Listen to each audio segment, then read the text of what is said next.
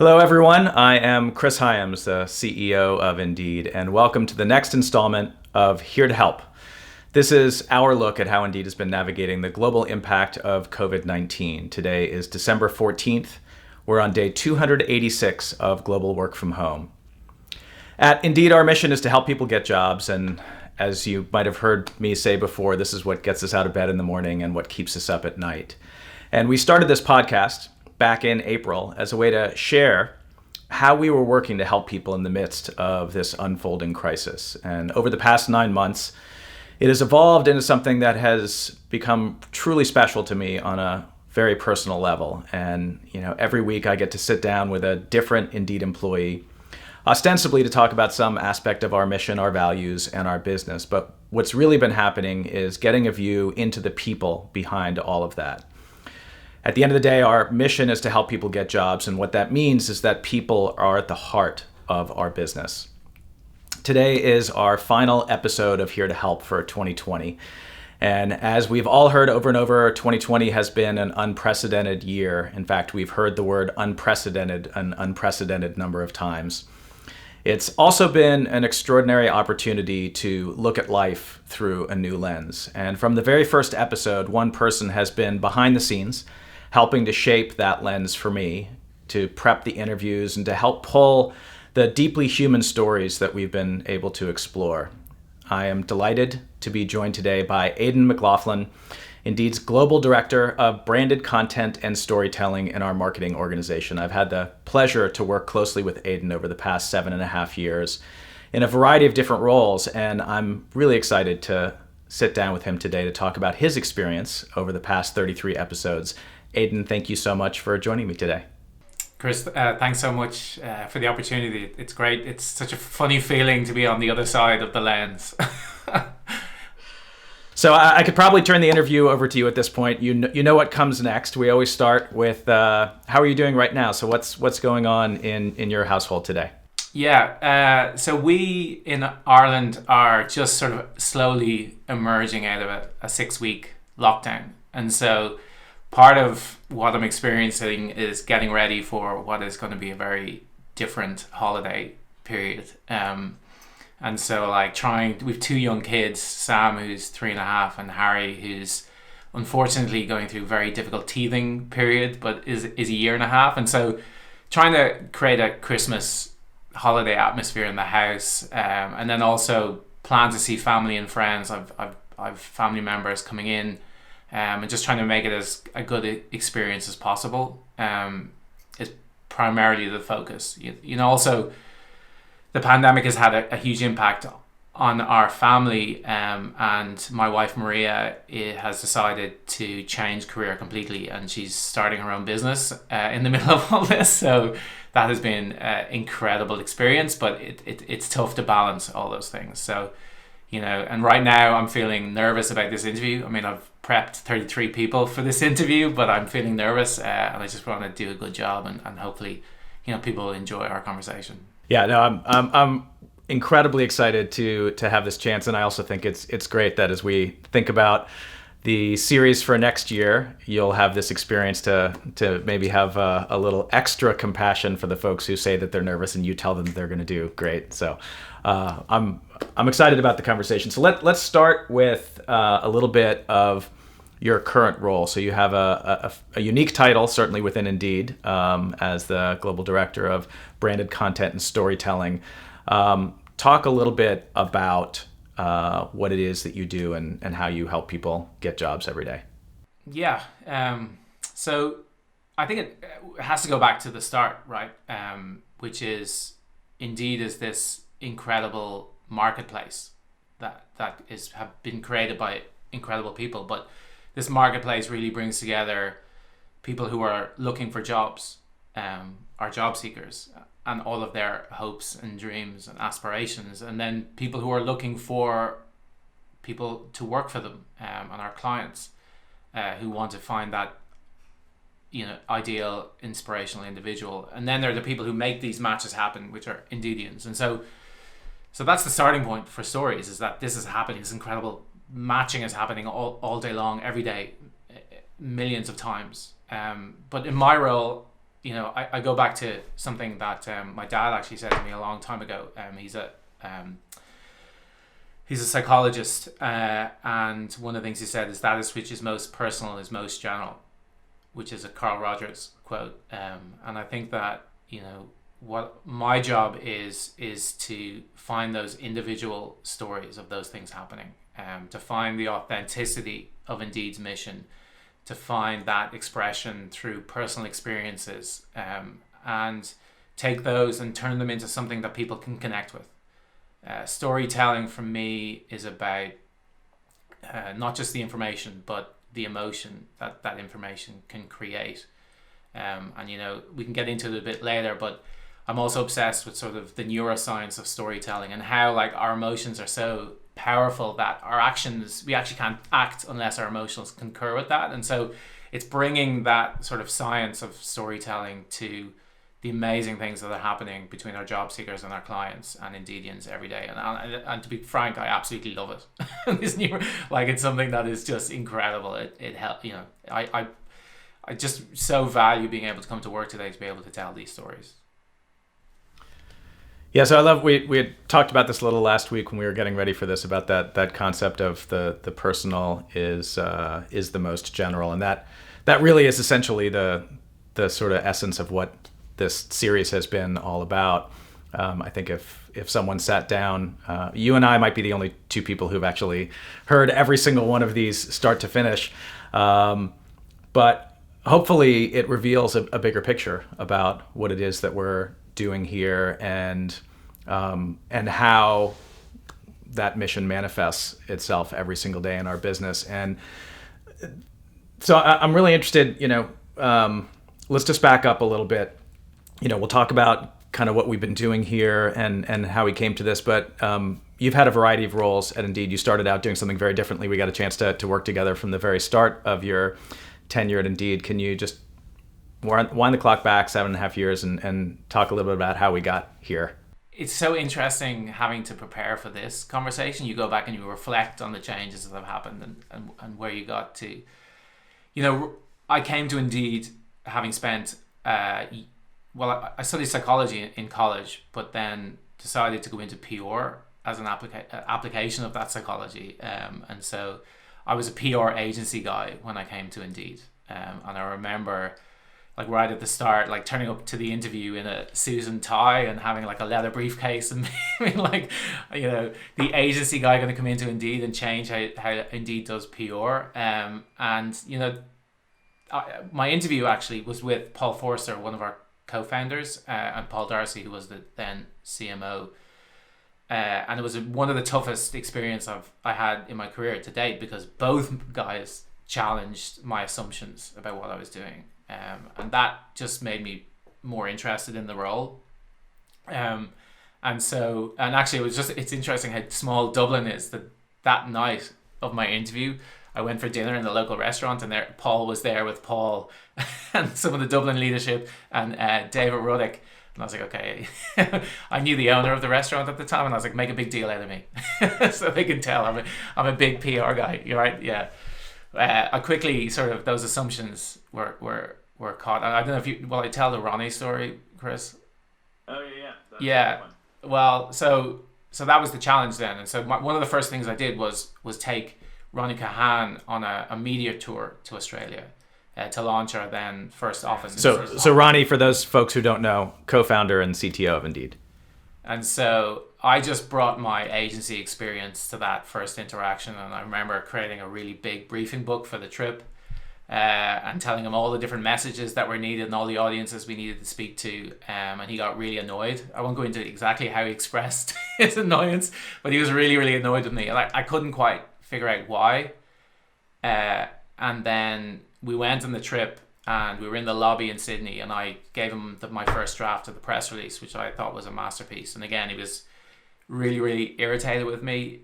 But then over the course of that trip, he explained why it was all about the job seeker. Everything we do is about the job seeker. How we build our programs, how we build our campaigns, right to every press release that you write is about the job seeker. And I remember listening to that and trying to understand it from the perspective I had previous to this point. And there was a moment where I was like, okay, this is not for me. When I get back to Dublin, I'm gonna find a new job and go back to agency or go back to my old ways. And it was only when I got onto the Got a Job page, and I don't know if people, like, we have a page on Indeed which is called Got a Job, and it's where all of these matches I talked about earlier are sort of expressed in a digital form. So every second you see a story pop up somewhere in the world about someone who got a job, and people leave little short stories about that experience. And I checked today, there was 2,000 stories only today shared, and 16 million today, and all of those are somebody's hopes, ambitions, and dreams. And that kind of stuck with me. And I knew that, like, there's not many jobs that have that opportunity for meaning at work. And at the heart of it, if I'm a storyteller and I'm interested in psychology and what makes people tick, I was just doubly committed to making it work with Indeed. And that's why, like, it was a tough experience at the start, but once the job seeker value clicked, then that's why I'm here now, 7.5 years, right? Because I've just believed so much in that mission and being able to bring those stories to life. Yeah, so I think that is a slightly counterintuitive thing for folks, especially in marketing, when they join Indeed, because our customers, the people who pay our bills, are employers, but everything from the mission on down comes back to that value of we put job seekers first, and everything in the business is designed around that. And something that I had actually spent a lot of time talking to the marketing team about, and got to the point that, starting last year, I said, look, we can do all the other stuff that we want, but I really want to build a campaign around just stories of people who actually found their job on Indeed, and the power of a job in someone's life. And so that's something that we started to have the opportunity to collaborate on. So could just talk a little bit about that insight of the importance of the job seeker, and you stayed in the PR role for quite some time, but then you ended up moving last year into this new role, and talk a little bit about that experience. So that campaign started out as sort of real stories. Again, it was like, can we find people who have had that inciting incident of getting a job in Indeed, and taking that in sort of that 3-act structure. And like, to begin, there's amazing people behind the scenes who have helped with that campaign.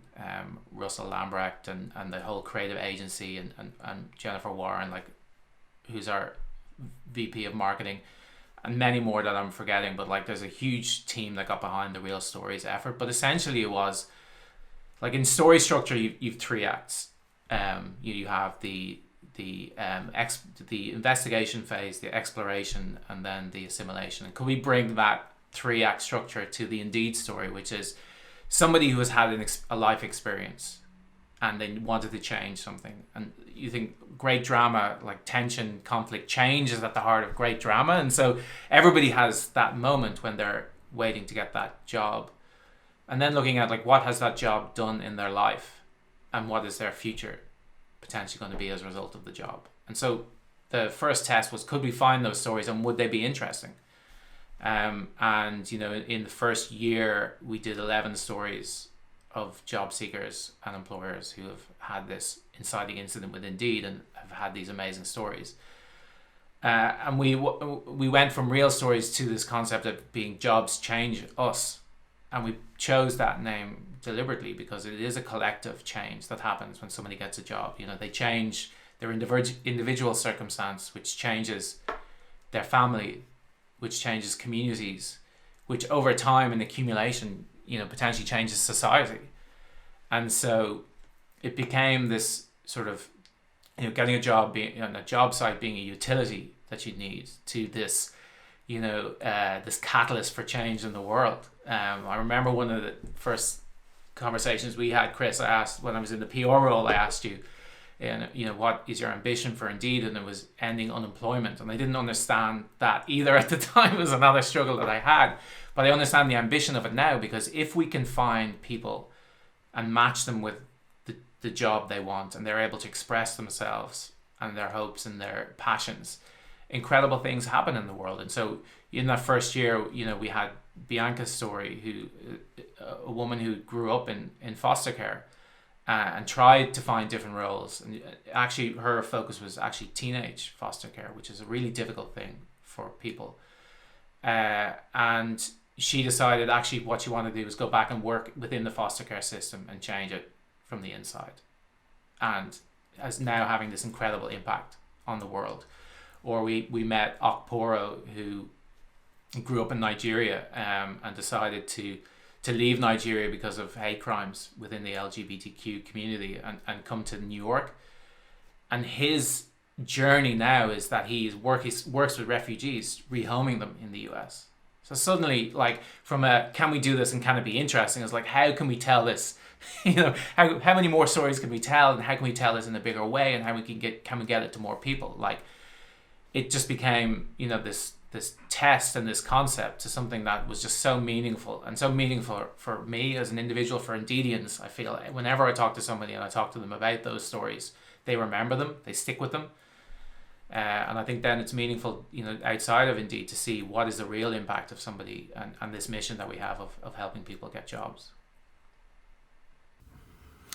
Yeah, so that whole 3-act structure, I remember sitting down with you and you pointed me to the Kurt Vonnegut talk on story structure. And how essentially his point is that all stories are the same, and they have, or there's like 3 different stories that people can tell. But so this one is, as we've talked about it, my simple version of it is, what it was like, what happened, and what it's like now. And it turns out that we can actually tell some pretty meaningful stories in 30 seconds with a variety of people. And so in 2019 we started, and we had a handful of these, and they were really beautiful and powerful, and as you said, they stuck with people. So then we sat down at the beginning of this year and said, how can we go from 5 to 500 of these? So you and your team set out at the beginning of 2020 to figure out how to scale this storytelling effort. And what happened? Before I tell you exactly what happened, because I think we all know what happened, but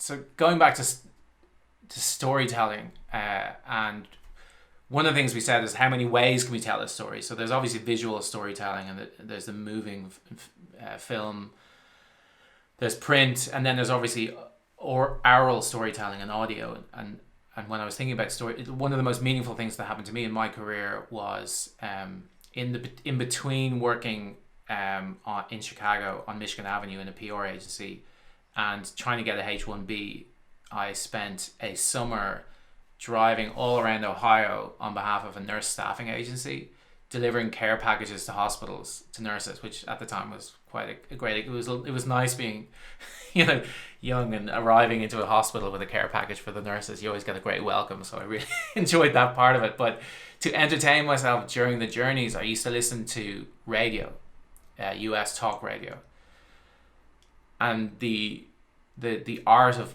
oral storytelling was always a fascinating thing to me, because of the intimacy of that, and the intimacy of storytelling and voice that you just plug it directly into your ears. And that is always on my mind when we think about this series. But you had said StoryCorps was something that you really appreciated, and could we bring that ethos to this campaign? And so the idea was, hey, we had been going out trying to find people. Let's go to where these people are. Can we take jobs changes on tour, essentially, and go to cities, right, where there's lots of people, bring them all together in close proximity, right, and help them tell their stories to us. And so obviously in a small enclosed space. Little audio booths, right?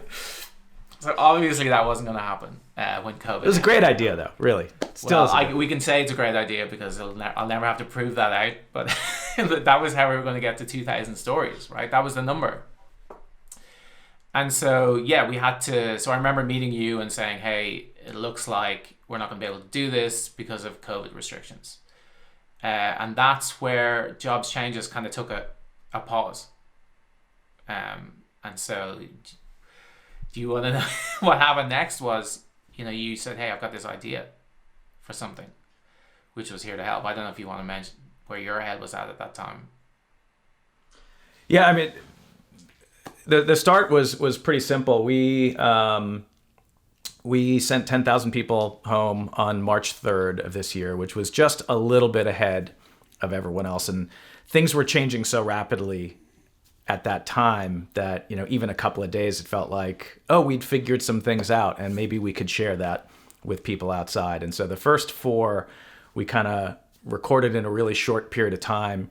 And it was really just to give a little bit of, share our experience basically with the outside world. And so we had Paul Wolf, who's our SVP of HR, talk about how we managed through that time in February and came to the decision to send everyone home. And we had Kelly Goolsby, who is a risk program manager, talked about how we were managing all the different aspects. And Graham Lowe, who was a head of IT, how did we get laptops to everyone and get the VPNs working and all of those things. And we had and Laura McCafferty, of course, who's our VP of internal comms, to talk about how did we keep people informed of what was going on when things were changing so quickly. And so we had talked about doing this, and then my schedule was sort of painful, and so you ended up actually recording interviews with I think all of those folks, or at least 3 of them. And I said, wait, no, I actually want to sit down and have these conversations. And part of it was maybe a little selfish, but as I said at the very start, this has been really powerful for me to get a chance to sit down on a weekly basis for an hour and just have a conversation with one person. And I feel like my job is to know what's going on in our business. And it's obviously impossible with 10,000 people to really know what's going on in this, the personal is general. Like, my view of Indeed has changed dramatically over the last 9 months just through having these conversations. But so we started out, we had those first few, and then said, hey, I think we can just keep doing this on a regular basis. And so you got into gear then and just sort of figured out how we would make this work. Yeah, and that was the start was like, how can we make this work, right? And so one of the things I thought about was like, how do the podcasts I listen to or radio, like how do you make it interesting and intimate? And yes, the subject matter is important and the information you're trying to convey, but like, how do we create a mood of, emotional intimacy?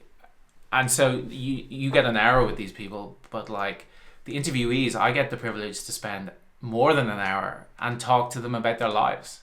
And usually when we start preparing for a Here to Help episode, we speak for an hour about their life and what's happened. And how they got to where they are and how they're dealing with this crisis. But also, what they studied and what their family is like and how things have gone. On my side, I've had everything. I've had people, cry on the calls, laugh. I've had, people realize that things are connected that they didn't realize had been connected before. And so my role was to sort of bring those authentic moments and emotional moments to the conversation because they're real. And I don't think that it could have worked without the backdrop of the pandemic, because it has this moment has stopped us all in our tracks to say, hey, what is it we're doing? Like, why am I doing what I'm doing right now? And why does it matter? And like, is my role contributing to something bigger? And I think that's where it sort of, for me, transitioned over from me trying to be the host and steal that role away to something really, really meaningful. Because suddenly, as the pandemic, it's interesting, you start with the number of days since work from home, and as that number has grown, other things have happened. And so we had that incredible interview with LaFawn Davis around the Black Lives Matter protest and how the pandemic and the Black Lives Matter protest were coming together to create this incredible tension. And to spend an hour just talking about that was incredibly meaningful. And then as we added in sort of IRGs and those subject matters and those months, we've had, the intimacy and the rawness and the openness of Howard Chin's conversation around what it felt like to be Asian American. And those were incredibly, I'm getting like shivers just thinking about those moments, not only from the privilege to be able to talk to somebody about that and for them to be open with me and then open with the world about those things, but the learning that I've had in my role, and the sort of the privilege to be able to hear from people directly, for them to share in that open setting, but then teach me about stuff, has been amazing. Like, I remember intersectionality was something that was emerging and I was aware of, but Ashante Frey's conversation took it to a whole new level for me.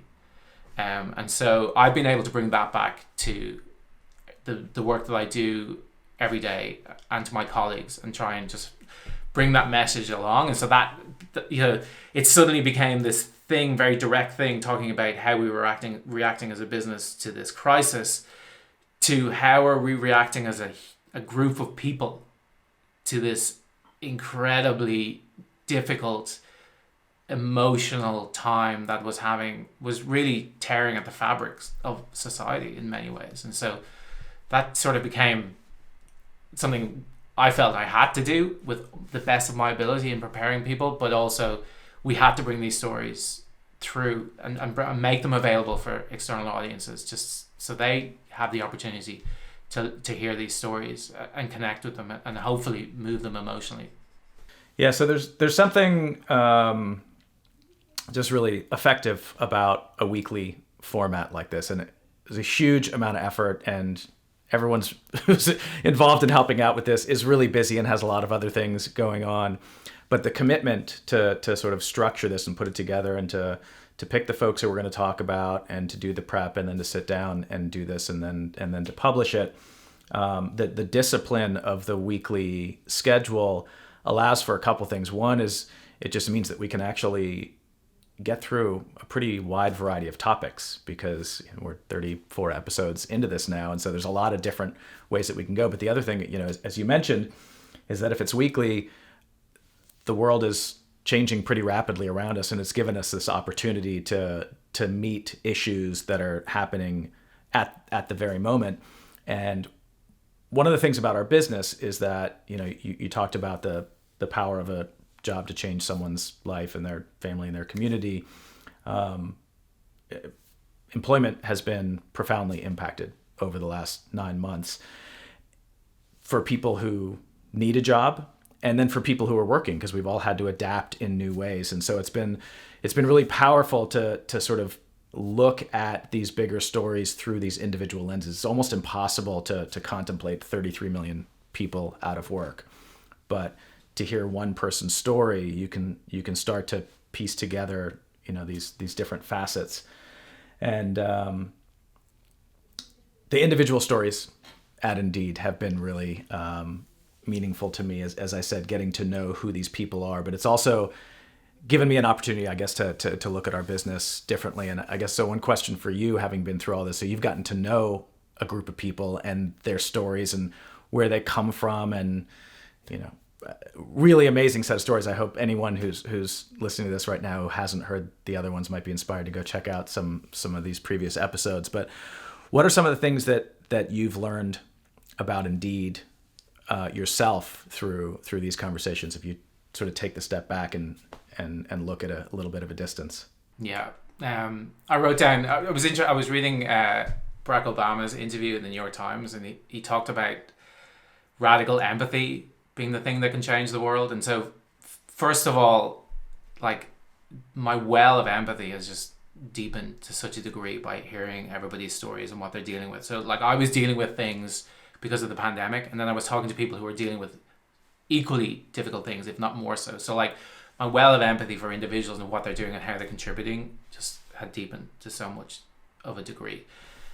I think then, broadly, the episodes kind of enter into 3 categories. Like, I've learned about the business and our products. So everything from, Terence Chu talking about how we reacted on a product level to the crisis, to Dave Yates on the UX side, how we're talking to job seekers and individual job seeker stories, to, Maggie Holtz talking about how we're innovating our business and bringing things, our virtual hiring tour and helping people in real meaningful ways. I mean, I want to mention everybody, but So, and then there's the values. We did the values month where we talked about our 5 core values: innovation, data driven, pay for performance, diversity, inclusion, and belonging.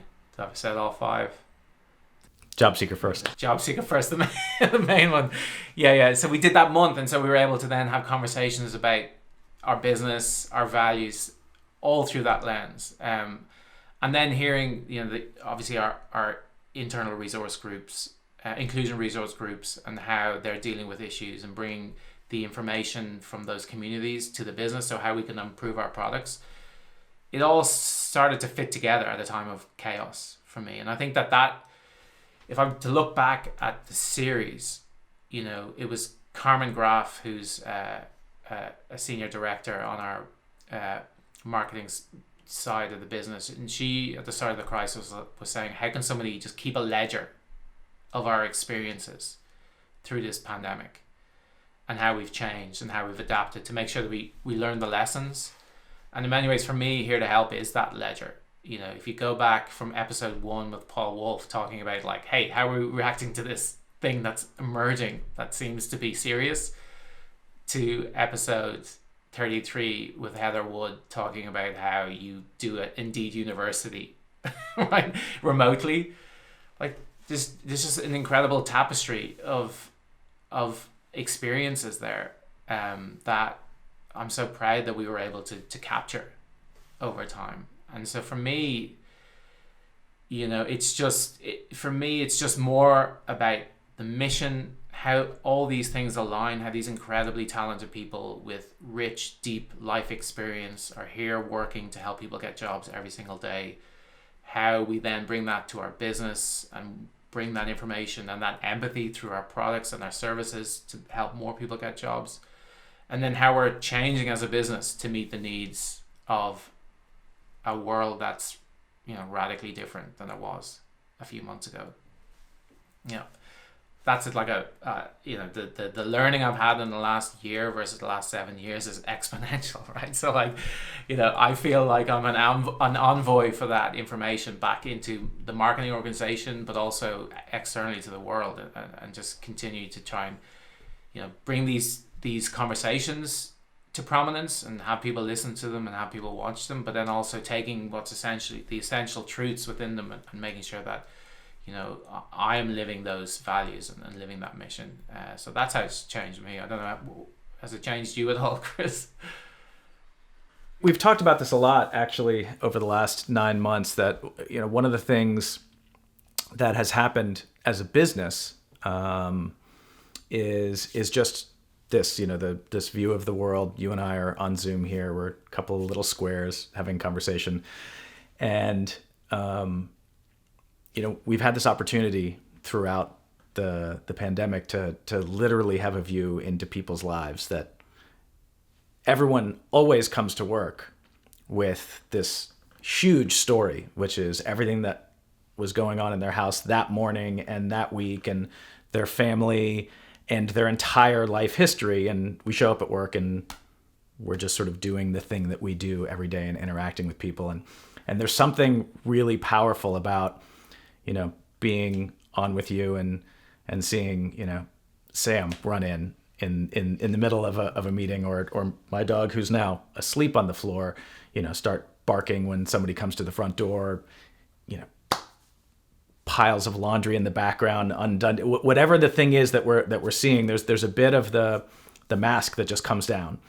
And I think it's been a real opportunity for everyone to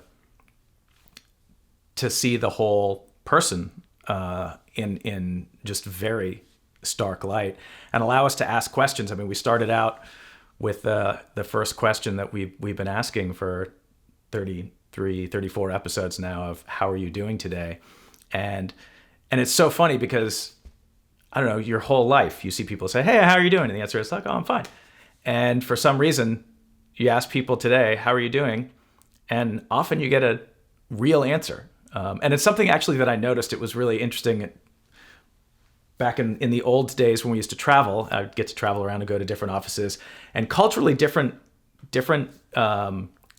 people in different parts of the world answer that question differently. I noticed the first time I went to Dusseldorf and asked someone how they were doing, and I got a real answer right away. And so I don't know if that's maybe just our Dusseldorf office, but certainly in the US, the answer is usually fine or great. And it's been really powerful. And we've had a handful of meetings with the senior executive team here, even, which is normally pretty buttoned up kind of professional group. And someone asked, how are you doing? And you just get a different connection than you've had before. So that's something that I am really excited about, a vaccine, and about people, feeling safe and actually being safe, and seeing these numbers going down and being able to go back to being around people. I really hope this is something that we carry with us, that actual consciousness of the whole human being behind this. And that's a little bit of what we've been able to do here, but it's been incredibly eye-opening for me. I mean, that for me is the big open question, whether or not we learn the lessons and continue that experience, and like whether or not when the traffic gets back or when we start traveling again, whether that radical empathy is something we'll latch on to, because it could change everything, change the game. So I don't know the answer. I hope so. So in the context, I'll just turn around the jobs change us thing. So how has this job, especially in this year, changed you? So it's changed. I mean, if you had met me 7.5 years, I laugh because I did meet you 7.5 years ago. To now, like we're on poles apart. I think so first of all, Indeed gave me the opportunity to your point, like as the international PR manager, then director of international PR, my job was to pitch stories, essentially, to get journalists to write stories in different countries about Indeed. And to be able to do that, you have to understand the culture of that country. You have to understand what's happening at that time, the editorial agenda.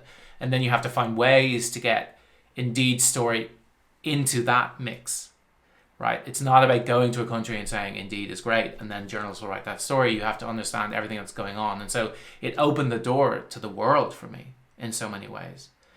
And so you talk about like asking Germans, how are you doing? I remember like asking Frank Henskens, who runs our German office, what he thought of my first press release, and he was very clear about the mistakes I was making in terms of understanding the German market, and that's amazing. And you would, that learning and that opportunity, having to pitch stories in Japan, Australia, all over Europe, working with our Indian colleagues, it's just been an incredible opportunity. So that has changed me in terms of my awareness of the world. And then this role,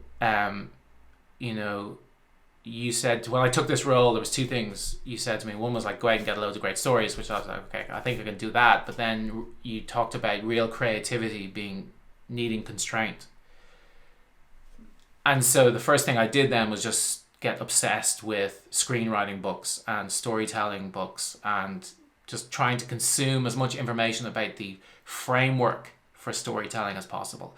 So whereas finding the constraint first. And so I did lots of work finding the constraint and understanding the constraint, and then spend a huge amount of time looking at, well, what is the science, what is neuroscience saying about emotion? Like learning about mirror neurons and how the brain is an empathy processing unit, not an information processing unit. Like using how can we use those constraints and that scientific understanding to create art? And I don't know if I've done anything good yet, but the job has challenged me to change my assumptions about everything I believed beforehand, about culture, about the world, about people, what motivates them, and then also about like how do you do great work within these constraints that exist, and then also just challenge me to be better, to be better at what I'm doing. Because if you can find a great story, if one person could seize a story, it relates to them, they remember it, and then when they want to change their life and they want to find a job, they come to Indeed and that match happens for them. There's probably no better role for me given the things I'm interested in than that happening. And so I think essentially it's made me more empathetic as a person. It's made me better as a professional. And it's given me a job that I'm incredibly passionate about and I care really deeply about. And that's been, it's changed me and my family and all the great things that we hope it does. And that's the truth. So when we think about where we started in terms of your role you sit within the marketing organization, and at some level it's kind of hard to see how all of this is marketing, but I think we think about marketing maybe in our own way here, and the role of storytelling in marketing. I think it's sort of obvious that that's part of what that process is, but to me, there's something in this experience that sort of puts it in new light. And I guess, what are some thoughts on where we go with marketing, and the place of storytelling in that? It's a big question, and I don't purport to know the answers. I mean, for me, it's about stories are the way we have always communicated our values and our purpose in the world at the micro level and the macro level. When Sam, my 3.5-year-old, who is incredibly articulate, gets ready for the day, he starts telling himself a story. So I'm going to go play school, I'm going to feel really excited about that, and then afterwards my dad is going to take me swimming, I'm going to love that. He tells himself a story, and so that's how he interprets the world. And I think that, when I'm preparing for this interview, I'm telling myself a story for days leading up about how I'm going to perform, and so stories are these incredibly meaningful ways that we can interpret the world. And I think if we are able to your point, Chris, go back to basics during this pandemic and realize why we're here, what our mission is, and infuse our stories that we want to tell the world with that lens, and highlight the incredible impact that a job can have on somebody and on an organization. Getting the right person can be so transformative. I think that authenticity and that credibility can only enhance all of the other things that we're doing from a marketing perspective. And I think it's just, to your point, having a function that is obsessed with great storytelling and the constraints that has, but also the benefit of, bringing emotion to our organization and also reflecting our mission and values can only have a great impact. And so I think, best marketing is when there's conflict, great drama, great conflict. And so what's amazing about marketing is that you have all these people with incredible skill sets that are so different, and then sometimes at odds with each other. And in that exchange, great things can happen. And so, as we build campaigns, having a function that's focused on that authentic sort of expression of our mission in the world, and finding those stories that are the credible, real examples of that can only be a good thing. So I don't know if that it's certainly, I don't know the answer about what's the best marketing, but I know that having a function that is obsessed with that element of it can only be a good thing. So we're nearing the end of our time in our 3-act structure that we've established here. We try to wrap things up looking forward to the future, and just the last couple of questions. So the first one is, what are you most excited about right now? So for me, next year is an opportunity to bring new perspectives to our storytelling, to bring a diverse set of storytellers to Indeed that can help do that, and find new stories to tell that reflect the experience that we've had, and can exemplify the changes that have happened, and can bring inspiration to others, that even in spite of all of the challenges that we've been through, there's been these incredible stories of human endeavor and just incredible just resilience. so I'm excited about being, and we have some plans in the works that I hope people will appreciate next year. But that for me, bringing that diversity of perspective and that diversity of storytelling talent to the world and through Indeed is part of what I'm most excited about. So in our final question, as kind of a bookend, we've talked a lot just in the last 47 minutes about how this experience has given us, a new lens to look at things that we've seen 1,000 times before, maybe in a different light. How has your perspective changed as a result of 2020?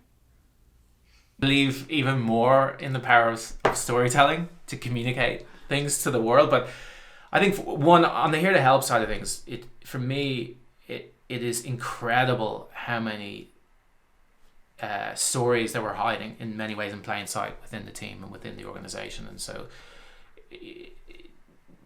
we have this incredible set of people working on complex problems with this incredibly important mission, and I think we should all be really, really proud of that. And it just has reinforced my view of Indeed from that perspective. And then I think it's challenged a lot of my preconceptions about the world, right? The pandemic came along, I had preconceptions about myself as an individual, who I was, what my job was, how I viewed my role as a dad. All those things have been sort of challenged, and some of the flaws in my logic have been exposed, and I've had to rebuild from that. And I think, as societies, whether, we're, as Europeans, we're experiencing Brexit, as Irish, we're experiencing Brexit, along with the pandemic, the idea of community and individualism is all being challenged. And so, if we can continue to focus on community, fairness, equality, remembering that the arts are so important to build empathy through society. I mean, the arts and the culture sector have been hit the hardest. So we need to think about how we support our suffering artists at this moment is really important. And then at the end, we all play a part as individuals within a society. We all play our part here in Indeed in helping people get jobs, and we just need to continue to focus on that, getting back to basics, ensuring that we're delivering, and I intend to do that from my side of things, and I can just see it talking to every individual I've talked to, listening to the Q&As, the questions that are being brought in. We have met this moment in an incredible way. This business is set up for an incredible future by doing those things, and that to me is an incredibly inspiring way to look at this break from the holidays and then coming back in 2021 and just doing even more amazing things and helping more people all over the world get jobs. Well, wrapping up our 2020 season of Here to Help, I want to thank you, Aidan, but I also just want to take an opportunity to thank the folks that we don't normally get to thank. Jacob and Ed, who've been with us, I think, every episode through this on the AV side, making sure that everything is running smoothly. Zuleika, who has been involved from the very start with this. David Hartstein and his team that has done all the amazing video work, and my chief of staff, Lisa Ramirez, without whom none of this would be coming together. So thanks to all of you, and thanks to everyone who has tuned in, both at Indeed and outside of Indeed, to these conversations. And as Aidan said, we have a lot of great plans for 2021. We'll be continuing the series and hopefully continue to have a new sharpened lens, week by week, into the world around us and to what it is that we're doing here at Indeed every day. But Aidan, thank you so much for being a part of this journey this year. In my 10 years at Indeed, this is by far one of the most meaningful things that I've had a chance to do, and has certainly changed my view of this amazing company we get to be a part of. And it's been great to be able to work with you as much as I have, and to not just be a colleague, but have you as a friend as well. So thank you, Aidan. And thank you for the opportunity. It's been remarkable. All right, and Happy New Year, everyone.